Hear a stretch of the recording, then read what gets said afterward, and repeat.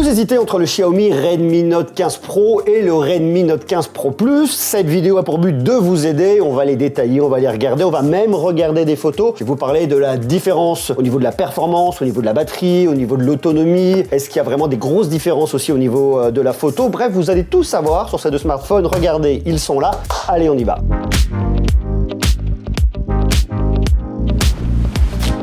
J'essaie donc ces deux smartphones qui sont arrivés. On a d'un côté le Redmi Note Pro 5G ici. On a le Redmi Note Pro Plus 5G. On s'en doutera. Il y a un plus, il en fera un petit peu plus que son copain ici. Et il faut aussi savoir qu'il y a le Redmi Note tout simple qui est sorti. Version 5G, version pas 5G. J'en ai un qui est juste là. Lui, je vous en parle une prochaine fois. Pour l'instant, on le garde de côté et on en parlera. On se fera soit un récap un peu global, on verra. Mais pour l'instant, on se concentre vraiment sur ces deux produits. Deux produits qui vont regarder se ressemblent énormément. Ils ont quasiment la même tête. Il y a vraiment un design qui a été unifié et qu'a fait ici Xiaomi. C'est plutôt une très bonne chose. En plus, le truc qui est intéressant, c'est qu'ils ont retravaillé leur logo au niveau des Redmi Note. Alors, peut-être n'aviez-vous pas regardé ce qui se passait les années précédentes, mais le logo a été retravaillé, c'est modernisé, c'est bien, c'est élégant. Donc, il y a une vraie volonté Xiaomi de sexifier leur gamme Redmi Note en 2026, qui est plutôt une très bonne chose. On va rentrer tout de suite dans le sujet. On va commencer par parler du design. Je vous l'ai dit, le design pour moi il est sensiblement identique, c'est sensiblement le même. On a un côté assez symétrique avec le bloc photo ici. Bon, vous voyez, en fait il y a deux optiques à l'arrière, il y a juste un flash et un truc qui vous servira strictement à rien du tout. L'autre truc qui est intéressant, c'est que si vous regardez en fait au niveau du Redmi Note 15 Pro, il existe en trois couleurs, mais surtout la matière est un peu différente par rapport à ce qu'il y a ici. Je vous explique. Ça c'est le 15 Pro. Le 15 Pro il existe en gris titane, c'est la couleur que vous avez là, avec gris titane, c'est vraiment sympa, très joli, j'aime bien. Il existe en noir et en bleu. Si vous allez sur le modèle Pro Plus, il va exister de la même manière en noir, en bleu, mais il existe en mocha. Mais si vous le prenez en mocha, vous avez un espèce de faux effet cuir. Regardez là, vous voyez, on a un peu de matière, c'est un peu texturé, c'est vraiment un faux cuir. Et ce faux cuir, il apporte une sensation qui est un peu différente sous le doigt, la première chose, mais surtout, il va apporter une petite différence en termes de résistance. Là, je vous parle pas du Redmi Note 15 Pro parce que lui, il l'a pas. Ça, c'est vraiment Xiaomi qui nous en parle au niveau du Pro Plus. À savoir que sur les modèles bleus et gris, vous avez de la fibre de verre sur le dos de votre smartphone que vous n'avez pas sur le modèle mocha. Pourquoi? Parce que sur les modèles gris et sur le modèle bleu, vous avez un côté plutôt plastifié, pas sur le modèle Pro, mais sur le Pro Plus, que j'ai pas ici dans ces finitions-là, ce qui lui permet d'avoir effectivement une coque en fibre de verre qui apportera un peu plus de résistance. C'est du point de détail. Attention, c'est pas vraiment le truc qui doit changer votre décision. Par contre, ce qui peut le changer, c'est le design, le petit côté ici faux cuir mocha. Je sais pas si vous aimez. C'est vraiment le truc qui est différent. Bon, voilà. D'ailleurs, dites-moi en commentaire, qu'est-ce que vous préférez? Est-ce que vous préférez le côté un peu plus plastifié comme ça, ou alors le côté texturé avec le mocha? Prenez 2 secondes et marquez-le en commentaire. En termes de poids, c'est quasiment la même chose. 210 grammes pour le modèle Pro, 207 et 208 grammes pour le modèle Pro Plus. Le modèle mocha pèse 1 gramme de plus. Autant vous dire qu'il n'y a vraiment pas de différence là-dessus. Et il faut savoir que sur le modèle Pro Plus, vous avez un cadre avec de l'aluminium, un alliage d'aluminium. Et pour l'instant, Xiaomi m'a donné aucune information sur le Redmi Note 15 Pro, donc je sais pas comment il fait le cadre. Mais bon, voilà, ça doit pas non plus vraiment arbitrer vos choix. Dans les deux cas, et c'est intéressant, vous avez un verre Corning Gorilla Glass Victus à l'avant, donc vraiment résistant, et ça c'est cool. Capteur d'empreinte digitale pour déverrouiller extrêmement rapidement. Je pose mon doigt, je déverrouille, ça marche bien dans un cas comme dans l'autre. C'est la même technologie. Côté écran, c'est la même chose. Ce sont des dalles de 6,83 pouces, résolution 1,5K. Donc pour visionner du contenu multimédia, pour jouer à des jeux, c'est vraiment bien. On a un pic de luminosité sur les deux à 3200 nits. C'est vraiment le pic de luminosité. Sur le modèle Pro, on a une luminosité typique à 800 nits. Sur le modèle Pro Plus, j'ai pas trouvé l'info, mais a priori, il est un peu plus lumineux. Taux de rafraîchissement de 120 Hz dans un cas comme dans l'autre. Alors après, taux de rafraîchissement de 120 Hz, c'est vrai, mais c'est pas du 100 Hz. Vous voyez comme on peut avoir sur certains smartphones très haut de gamme. Là, vous venez choisir le taux d'actualisation. Donc là, il est par défaut et on peut venir le personnaliser et vous choisissez donc soit sur 120, vous voyez, soit sur 60. Sinon, vous le laissez là et lui va venir choisir automatiquement entre 60 et 120. On a également une gradation PWM à 3840 Hz. Qu'est-ce que ça veut dire? Ça veut dire en gros que votre smartphone va prendre soin de vos yeux. Il y a du flicker free, donc lorsque vous allez baisser la luminosité, vous n'allez pas avoir un côté flicker que vous ne voyez pas avec vos yeux, vous le voyez en filmant avec un autre smartphone, l'écran de votre smartphone. Et là, ça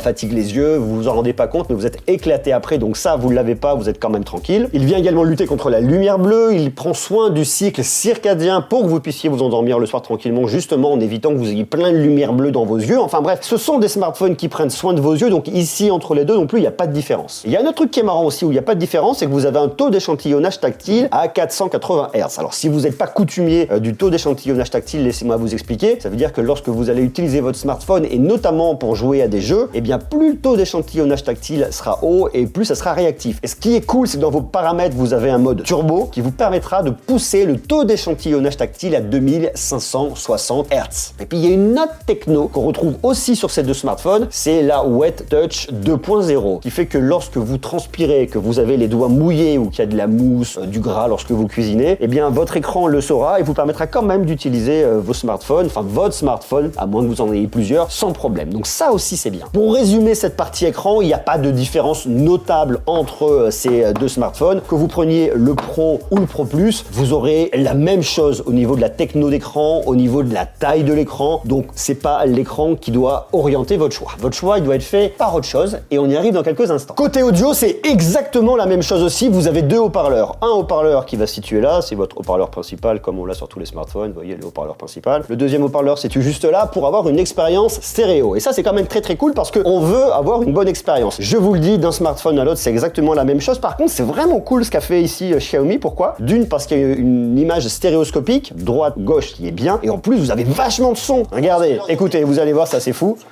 Là, je mets le son. C'est hyper fort. C'est vraiment hyper fort. Alors ne le mettez pas à fond, d'autant plus que si vous le mettez à fond, le son est assez médium. Mais ce qui est quand même pas mal, c'est que si vous écoutez du contenu comme ça, en règle générale, vous savez que le petit haut-parleur que vous avez là de ce côté-là à gauche, c'est un haut-parleur de renfort. Et il manque des trucs pour la qualité, quoi. Enfin, il est là, il améliore un peu, il débouche un peu le son à gauche, mais c'est pas génial. Là, par contre, ça apporte vraiment quelque chose. On a une vraie belle image stéréoscopique. Et pour un smartphone dans cette gamme de prix, c'est vraiment bien. Donc ça, il faut vraiment le dire. Ils ont super bien bossé là-dessus. Ils ont aussi le petit truc 400%, regardez, lorsque je viens zoomer, je sais pas si vous allez bien voir là, on est à 400% de volume. Donc vous dire que bon, ça veut pas dire grand chose parce que en réalité, vous êtes à 100% et vous êtes à fond, mais il vous marque quand même que vous êtes à 400%, ce qui est assez marrant. Et là, c'est pareil sur le deuxième, vous voyez, parce que vous allez vous en rendre compte sur le modèle Pro, là, je suis à 400%, ça veut dire que je suis quand même super fort. Donc bon, l'idée, c'est pas de mettre le son à fond et de se péter les oreilles. Ce qui est bien, c'est que l'expérience, elle est vraiment bien au niveau stéréoscopique d'un côté et de l'autre. En plus de ça, on a du Dolby Atmos, du Hi-Res audio. Donc pour la partie audio, il n'y a pas de différence, mais par contre l'expérience est vraiment bien. Maintenant, il y a de la différence ici au niveau de la performance, au niveau des processeurs. Je veux qu'on parle un petit peu des processeurs parce que là, il y a quand même eu une vraie différence entre les deux modèles. La première chose à savoir, c'est que votre processeur va orienter votre smartphone. Est-ce que, en fonction du processeur, vous aurez un smartphone 4G ou un smartphone 5G? Ici, je vous présente deux smartphones 5G, c'est écrit ici, mais il faut savoir que le Redmi Note, là, le Redmi Note 15 Pro, il existe également en version 4G. Je ne vous le recommande pas parce que si vous achetez un smartphone, vous allez le garder dans le temps, d'autant plus que ces smartphones-là sont vraiment faits pour durer, avec une grosse batterie, avec plein de mises à jour, et je vous en parle dans quelques temps. Donc en termes de longévité, vous avez des produits qui vont durer dans le temps. Donc prendre un smartphone 4G aujourd'hui, en 2026, voire 2027, c'est pas une bonne idée. Mieux vaut aller sur de la 5G. C'est vraiment ce que je vous recommande. Ça coûte un peu plus cher, mais je vous assure que vous le regrettez pas. Donc le smartphone 4G, on l'oublie. On se concentre vraiment sur le smartphone 5G. Je veux qu'on parle d'abord du Redmi Note 15 Pro 5G. Pourquoi? Eh ben tout simplement parce que il a un processeur qui est assez cool. C'est deux marques concurrentes en fait. C'est ça qui est assez rigolo. Là, vous êtes chez MediaTek, là, vous êtes chez Qualcomm. Ce sont les deux grands rivaux au niveau des fabrications de puces pour smartphones. Là, on a un MediaTek Dimensity, un 7400 Ultra qui est gravé par TSMC. TSMC, c'est le géant taïwanais qui grave des puces. Il est gravé en 4 nanomètres. Bon, c'est un bon processeur qui marche quand même plutôt pas mal du tout. On a en plus de ça, soit 8, soit 12 Go de RAM. Ce qui est intéressant, c'est que d'un point de vue logiciel, vous pouvez doubler la RAM, soit 8 plus 8, soit 12 plus 12. Ça prend dans votre stockage et ça va créer une RAM virtuelle. C'est pas exactement la même chose, ça va pas être aussi performant que votre RAM physique, mais par contre ça va quand même aider à apporter de la fluidité. Et en stockage, vous avez soit 256, soit 512 Go de stockage. Technologie, c'est de l'UFS 2.2. Donc ça, c'est pour le modèle Pro. Le modèle Pro Plus, lui, est un peu plus boosté. On n'a pas un processeur de MediaTek qui est franchement bien. On a un processeur de Qualcomm. C'est un Snapdragon 7S Gen 4 qui sera un peu plus performant que ce qu'on retrouve chez Mediatek. On a aussi une puce qui est gravée en 4 nanomètres ici. On a également 8 ou 12 Go de RAM. C'est la même technologie de RAM, c'est de la LPDDR4X et vous avez également soit 256, soit 512 Go de stockage et c'est également de l'UFS 2.2. C'est exactement la même chose au niveau du stockage et au niveau de la RAM. Donc bon, là-dessus, c'est pas vraiment le sujet. Le vrai sujet, c'est le processeur, mais il n'y a pas que le processeur qui rentre en jeu parce que avec le Redmi Note 15 Pro Plus, il y a des petits trucs en plus. Vous avez en plus de ça une puce interne à Xiaomi, c'est la Xiaomi T1S. C'est un tuner qui va améliorer pas mal de choses au niveau du Wi-Fi, au niveau du Bluetooth, également au niveau du GPS, qui va améliorer le signal en quelque sorte. Et ça, c'est quand même pas mal et on l'a que dans le modèle Pro Plus. En plus de ça, le modèle Pro Plus est uniquement le modèle Pro Plus qui sera, je pense, le plus adapté peut-être pour le gaming à un système de refroidissement à l'intérieur qu'on n'a pas dans le modèle Pro. C'est le Xiaomi Ice Loop avec une surface qui est extra large de 5200 mm. Alors, je vais pas l'ouvrir pour vous le montrer, mais bon, voilà, c'est au milieu, c'est au centre et l'idée, c'est de refroidir votre smartphone lorsque vous allez faire des longues sessions de gaming. Donc en fait, tout de suite, ce que nous montre Xiaomi avec les choix qu'ils ont fait ici, c'est que le modèle Pro est bien pour jouer à plein de jeux, mais si on veut des jeux un peu plus exigeants dans la mesure que le processeur peut l'accepter, parce qu'on n'est pas sur les processeurs les plus puissants, vous aurez une expérience un peu plus fluide avec un peu plus de performance au niveau du Redmi Note 15 Pro Plus avec un smartphone qui va un peu moins chauffer, avec une meilleure dissipation thermique. Donc là, on donne vraiment un point au Redmi Note 15 Pro Plus. 5G, et forcément, il coûte un peu plus cher. Maintenant, je veux qu'on parle de la batterie parce que l'autonomie, c'est un truc qui est super important quand on veut acheter un smartphone. On veut un smartphone qui tient dans le temps. Alors, je vous le dis tout de suite, spoiler alert, les deux smartphones ont 2 jours d'autonomie. Ça dépend de vos usages. Je veux dire, si vous l'utilisez énormément, les 2 jours, à un moment, ils vont fondre comme neige au soleil, surtout si vous jouez beaucoup dessus. Mais on va jusqu'à 2 jours d'autonomie. C'est quand même pas mal. Les batteries sont pas tout à fait les mêmes. Sur le Redmi Note 15 Pro, ici, vous avez une batterie de 5580 mAh. Ok, ça va très bien. Batterie en silicium carbone avec une teneur de 5%. On va prendre son grand frère, celui-là. Vous êtes sur une batterie de 6500 mAh. Bon, il y a 80 mAh d'écart, autant vous dire que ça va pas vraiment changer grand-chose. On est également sur du silicium carbone, sauf que là, on a une teneur à 10%. C'est un peu plus. Est-ce que ça va changer la face du monde? La réponse est non. Mais ce que nous dit Xiaomi, si on prend uniquement leurs chiffres, bien évidemment sur les 2 jours d'autonomie, c'est que sur le modèle Pro, vous avez 27 heures de lecture vidéo, tandis que sur le modèle Pro Plus, vous avez jusqu'à 25 heures de lecture de vidéo. Ça veut donc dire que le Redmi Note 15 Pro Plus aura une autonomie un peu inférieure à celle du Redmi Note 15 Pro. Très honnêtement, je pense pas que vous voyez vraiment la différence en le testant, même si vous les mettiez côte à côte. Ça va dépendre des usages. Je ne suis pas convaincu que vous verriez réellement la différence. Et ils nous disent qu'en plus, les deux smartphones vont aussi très bien tenir au niveau de l'autonomie jusqu'à moins 20 degrés Celsius. Maintenant, il y a un autre truc qui est intéressant et qui est différent, c'est la vitesse de recharge. Je vous le dis directement, que vous preniez l'un ou l'autre, vous n'avez aucun chargeur à l'intérieur. Il faut acheter le chargeur en plus ou alors réutiliser un chargeur que vous auriez déjà chez vous. Par contre, la vitesse de recharge est quand même différente. Sur le Redmi Note 15 Pro, vous avez une vitesse de recharge qui va à 45 watts. C'est du power delivery, ça marche bien. Bon, ok, c'est cool. Vous avez en plus de la recharge inversée, ce qui est quand même plutôt cool, 22,5 watts. Donc ça recharge assez rapidement. En fait, ça peut servir de power bank. Donc si vous voulez recharger des écouteurs ou pourquoi pas donner un peu d'énergie à un ou une amie, eh bien vous pouvez le faire jusqu'à 22,5 watts, qui est très cool. Par contre, le modèle Pro Plus va se recharger plus rapidement que du 45 watts filaire. Il va se recharger en 100 watts filaire. 100 watts filaire, c'est le maximum. Si vous voulez avoir du 100 watts filaire avec un chargeur Xiaomi, il vous faut le chargeur 120 watts Xiaomi qui permettra de le recharger jusqu'en 100 watts filaire. Vous aurez aucun problème. Et si vous prenez un chargeur 120 watts filaire Xiaomi, que vous voulez le recharger lui, c'est 45 watts maximum. Donc on voit qu'au niveau de la charge, c'est forcément le Redmi Note 15 Pro Plus qui a l'avantage. Les deux smartphones tournent sur Xiaomi HyperOS 3, qui est une excellente expérience logicielle. J'en ai déjà parlé, je vous ai fait une vidéo, je vous mettrai un lien dans la description et je vous mettrai un lien à la fin de la vidéo, comme ça vous pourrez avoir plein d'astuces pour voir comment fonctionne HyperOS 3. C'est vraiment pas mal du tout. Il y a forcément quelques différences entre ces deux smartphones. Il faut savoir déjà que vous avez de l'intelligence artificielle bien évidemment sur les deux smartphones. On a Gemini de Google sur les deux smartphones, c'est ok,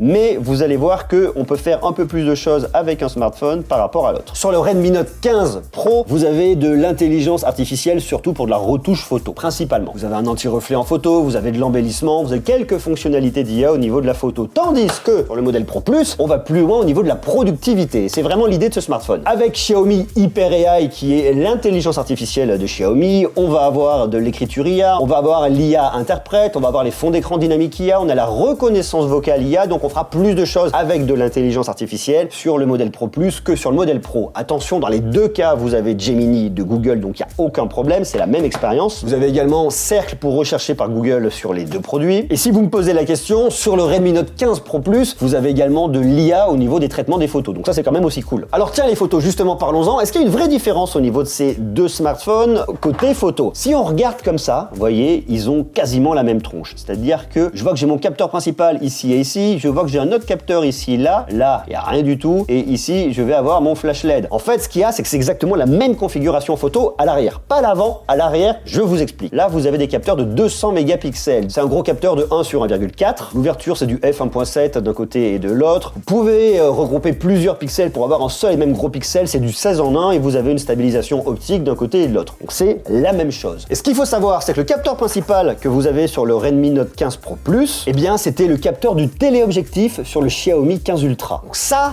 c'est quand même gage de qualité. Côté ultra grand angle, il est là. Vous avez votre ultra grand angle, c'est un capteur de 8 mégapixels qui ouvre à f2.2. C'est la même chose. Par contre, le truc qui est un peu marrant d'un point de vue logiciel, c'est ce qu'on va retrouver justement au niveau de la photo et on l'a dans les deux cas. Comme on n'a pas de téléobjectif, on peut pas venir zoomer avec un téléobjectif. Donc comme on a un gros capteur de 200 mégapixels, on vient zoomer dans le capteur et c'est ce qui vous permet d'avoir pas mal de focales. Regardez, c'est assez rigolo. Là, je suis sur le x1. Je rappuie dessus. Donc là, je vois que de base, je suis sur un 23 mm. Je rappuie dessus, je passe sur un 28 mm. C'est du x1,2. Ensuite, je rappuie dessus, je passe sur un 35 mm. C'est du x1.5. Ensuite, là, j'ai mon x2. C'est un équivalent 46 mm. Et ensuite, j'ai mon x4 qui est un équivalent 92 mm. Bon, il y a un moment, on évite de trop zoomer pour perdre en qualité, mais voyez, on peut quand même aller un petit peu loin. Et après, c'est que du zoom numérique jusqu'au x30. Je vous le dis tout de suite, c'est dégueulasse. N'allez pas jusque-là, vous voyez. Ça fait la blague, mais le rendu est vraiment pas terrible. En tout cas, on a un peu de polyvalence. Et puis après, on a l'ultra grand angle ici en x0.6. Et ça marche sur les deux smartphones. Donc ça, c'est quand même plutôt pas mal parce que vous avez quand même un peu de modularité. Je dirais que jusqu'au x2, on peut vraiment venir s'amuser. Tandis qu'à l'avant, il y a une petite différence au niveau de la configuration. Sur le modèle Pro, vous avez un capteur de 20 mégapixels qui ouvre à f2.2. Ok. Et sur le modèle Pro Plus, on a un capteur de 32 mégapixels qui ouvre à f2.2 également. Alors je vous le dis, de vous à moi, la taille du capteur ne fait pas tout. Il faut des capteurs de bonne qualité. Et des fois, il vaut mieux avoir un peu moins de mégapixels avec un très bon capteur que beaucoup de mégapixels et un mauvais capteur. Bon, on voit que sur un capteur de 200 mégapixels, ça permettra d'avoir plus de modularité pour pouvoir faire pas mal de choses et venir cropper dans le capteur, surtout quand on n'a pas de téléobjectif. Mais sur un capteur de selfie entre du 20 et du 32, vous voyez, à mon avis, bon, ok. Mais on regarde ça dans quelques instants. Bien évidemment, on peut faire de la vidéo, on peut faire de la même chose. On a de la 4K 30, bien évidemment, sur un modèle et sur l'autre. Et on peut filmer en Full HD 60 images par seconde sur un modèle comme sur l'autre. Regardez les photos. Sur la partie de gauche, c'est le Redmi Note 15 Pro. Sur la partie de droite, le Redmi Note 15 Pro Plus. Le premier truc à voir au niveau du Redmi Note 15 Pro, c'est qu'ici, vous voyez, le palmier est un peu moins sombre que là, c'est un peu plus sombre. Donc là, c'est un peu plus vert, un peu plus clair. Là, c'est un peu plus foncé. La couleur au niveau de l'eau est aussi un peu différente. On tire plus sur le bleu un peu vert ici. Vous voyez, le vert ici est un peu plus clair sur le Redmi Note 15 Pro. Et sur le Pro Plus, c'est un peu plus foncé. C'est le premier truc à regarder. Bon, bah, l'ultra grand angle, c'est aussi un peu la même chose. Bien que vous ayez le même ultra grand angle, comme on n'est pas sur le même processeur, on n'a pas le même traitement. C'est ça qu'il faut vraiment venir regarder. Très honnêtement, de vous à moi, dans les deux cas, ça va bien. L'exposition est bonne. On voit plutôt pas mal. C'est largement ok ici. Sauf qu'il y a par contre, il y a un peu plus de détails au niveau du Pro Plus. Vous le voyez au niveau de l'herbe ici, que ici, on a un petit peu moins de détails. On vient zoomer, on se rapproche tout doucement. Vous voyez, donc il y a une différence de couleur à venir regarder d'un modèle par rapport à l'autre. Et puis, comme je vous le disais, on évite de trop se rapprocher parce qu'après, on perd forcément ici en détail. Et puis, c'est moche, quoi. Enfin, voilà, on vient pas trop zoomer, c'est pas fait pour. On continue ici avec la couleur de l'eau. Moi, je préfère ce que fait le Pro Plus ici par rapport au Pro. Vous voyez, au niveau de la couleur de l'eau, je trouve ça beaucoup plus joli. Il y a plus de détails, vraiment, ici, si vous le regardez au niveau de l'arbre. Là, c'est un peu plus jaune. Là, c'est un peu moins jaune, un peu plus clair. Je préfère le Pro Plus en photo, mais très honnêtement, vu la gamme de prix, le Pro, pour moi, est pas du tout déconnant. La caméra de selfie, c'est assez marrant. Je trouve, alors, est-ce que j'ai bougé ici? Je trouve que le Pro s'en sort mieux que le Pro Plus, même au niveau de la teinte de visage, je préfère. C'est assez rigolo, vous voyez. Hein. Là, il y a un côté aussi un peu plus ultra grand angle en x0.8 où on vient reculer un petit peu. Et bah, je préfère ce que fait le Pro par rapport au Pro Plus. Pareil ici, vous voyez. Alors, ce qui est quand même bien, et je vous le dis une fois de plus, si vous allez sur le Pro, il n'y a pas de souci, il n'y a pas de problème d'exposition, c'est bien. Il y a un poil moins de détails, mais bon, voilà, c'est la différence de processeur qui fait ça, quoi. Photo de nuit, ils s'en sortent quand même pas mal. Regardez, je trouve, et c'est marrant que le Pro Plus est un poil plus terne, on le voit autour de Booba Gump ici, tandis que le Pro cherche plus à égaliser et qu'on est à peu près la même chose. Franchement, les deux font le job, quoi. Après, c'est une question de goût. Ici, pareil, sur des couleurs la nuit. Franchement, ils s'en sortent vraiment bien tous les deux. En portrait, je préfère le Pro Plus. Je trouve que le Pro s'en sort un petit peu moins bien et pousse un peu trop le trait, pousse un peu trop la netteté, qui fait qu'il y a un rendu qui est pas très joli sur le visage. Sur de la nourriture, je vais préférer, je sais pas, très honnêtement, j'ai un peu de mal à me faire mon avis. Je pense que le Pro s'en sort quand même plutôt pas mal. Vous voyez, en fait, chacun a son avantage et son inconvénient. Il n'y a pas vraiment de truc parfait. Là, je vais préférer le Pro par rapport au Pro Plus. Donc en fait, c'est difficile d'arbitrer. Les deux ont des points forts, des points faibles. Ce qui est sûr, c'est que pour ramener des souvenirs sur un smartphone qui n'est pas un photophone, mais un smartphone qui fait des photos, que vous preniez le Pro ou le Pro Plus, vous aurez des photos qui seront convenables et il n'y aura pas de mauvaise surprise ici. Ces deux smartphones ont une certification IP66, IP68. Ça veut dire résistant à la poussière, résistant aux éclaboussures et résistant à l'eau. Et ce qui est intéressant, c'est que ces certifications, vous ne les aviez pas l'année dernière. Pas comme ça. En tout cas, il y a une vraie évolution au niveau des certifications sur les modèles Pro et ça, c'est plutôt cool. En plus de ça, vous avez une résistance aux chutes jusqu'à 2,5 mètres de haut. Vous amusez pas à le jeter, hein, s'il tombe sur un caillou du mauvais côté sur l'écran. À un moment, il n'y a pas de magie non plus, mais en règle générale, ça devrait quand même plutôt pas trop mal se passer. D'autant plus que ces deux smartphones ont été certifiés par SGS, résistants aux chutes, aux torsions et aux pressions écrasantes. Alors, pression écrasante, je sais pas quelle pression et jusqu'où on peut aller. Ça veut dire que si vous posez un pied dessus, sans faire le bourrin, normalement, bon, ok, ça va. On évite quand même de le faire. On a en plus une techno qui est assez marrante, d'élimination de l'eau et de la poussière du haut-parleur ici, mais également du port qu'on a là avec une vibration à haute fréquence. En gros, ce qui se passe, c'est que si votre smartphone a été dans de l'eau, vous allez avoir le haut-parleur, il y a de la flotte dedans, le son sera pas bon, et lui, en émettant des hautes fréquences, va chasser mécaniquement l'eau. C'est de la physique, c'est pratique et ça marche bien. Ces deux smartphones ont du NFC, mais également de l'infrarouge, qui est pas mal. Donc, si vous voulez les utiliser pour télécommander votre télé, bah, vous pouvez le faire. Dans les deux cas, vous pouvez mettre une nano SIM ou alors une nano SIM et une eSIM. Sur le Redmi Note 15 Pro, vous allez avoir du Wi-Fi 6. On va jusqu'au Wi-Fi 6, tandis que sur le Redmi Note 15 Pro Plus, on va jusqu'au Wi-Fi 6E. Il va aller un peu plus loin. On n'a pas de Wi-Fi 7, on s'en doutera. Laissez-moi vous parler des tarifs maintenant, les tarifs ici en France. Le Redmi Note 15 Pro est disponible en 8 plus 256 à 403 €. Tandis que le Redmi Note 15 Pro Plus en 8 plus 256 est à 503 €. Il y a donc 100 € d'écart entre ces deux produits. Si on va sur la config 8 512, il n'y a que le Redmi Note 15 Pro qui est disponible. Le Redmi Note 15 Pro Plus n'est pas disponible dans cette configuration-là. Et lui, il coûte 433 €, mais au moment où je fais cette vidéo, on peut le trouver à 399,90 €. Il y a une promo. Et bien évidemment, si ces smartphones vous intéressent, je vous mets un lien juste en bas dans la description. Et puis ensuite, il y a la configuration 12 plus 512 avec plus de stockage et plus de RAM. Le Redmi Note 15 Pro, lui, est disponible normalement à 453 €, mais on peut le trouver en ce moment à 419,90 €, ce qui est plutôt pas mal. Donc au moment où je fais cette vidéo, c'est peut-être pas le moment où vous allez le regarder, donc il se peut que l'offre soit pas dispo, mais le tarif de base c'est 453 €, tandis que le Redmi Note 15 Pro Plus est disponible en 12 plus 512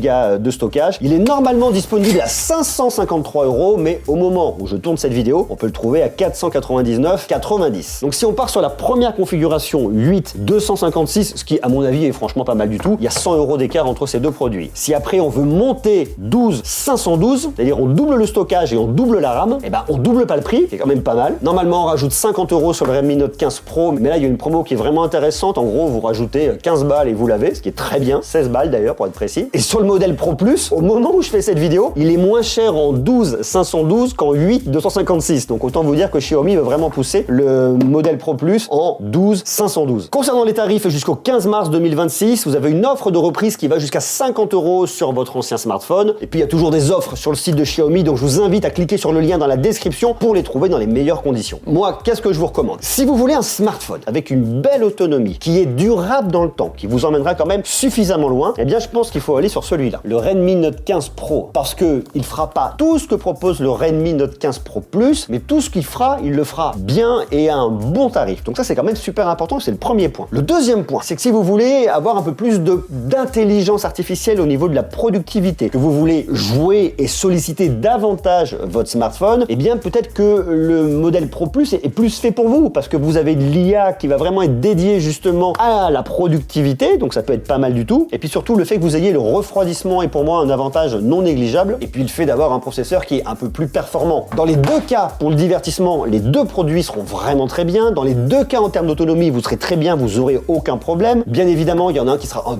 poil plus performant que l'autre, mais bon voilà, ça change pas grand chose. Donc en termes de prix, si ça bloque pour aller sur le modèle Pro Plus, allez sur le Redmi Note 15 Pro, vous le regretterez pas, c'est un super rapport qualité-prix. Et puis il y a un autre truc qui est super important et que je vous ai pas dit, c'est que ces smartphones, ils ont dans les deux cas 6 ans de mise à jour de sécurité. Et vous avez 4 ans de montée d'OS. Donc ça aussi c'est cool. Ils sont résistants, suffisamment performants, ils font de bonnes photos avec ce capteur principal de 200 mégapixels, l'autonomie est ok, ils sont durables dans le temps. Pour moi, ils cochent toutes les cases, les deux sont cool, mais le meilleur rapport qualité-prix, c'est celui-là, c'est le Redmi Note 15 Pro. Est-ce que vous êtes d'accord? Dites-moi, vous, par rapport à ce que je vous ai décrit, lequel vous intéresse le plus? Est-ce que vous iriez sur le Pro Plus, avec les petites différences qu'il a par rapport au Pro? Ou alors, est-ce que le Pro vous convient? Marquez-moi ça en commentaire. Et chose promis, chose due, je vous mets juste ici la vidéo sur HyperOS 3.0 de Xiaomi. Vous allez connaître l'expérience, ça peut vous aider aussi dans votre décision. Foncez voir cette vidéo, elle est très cool.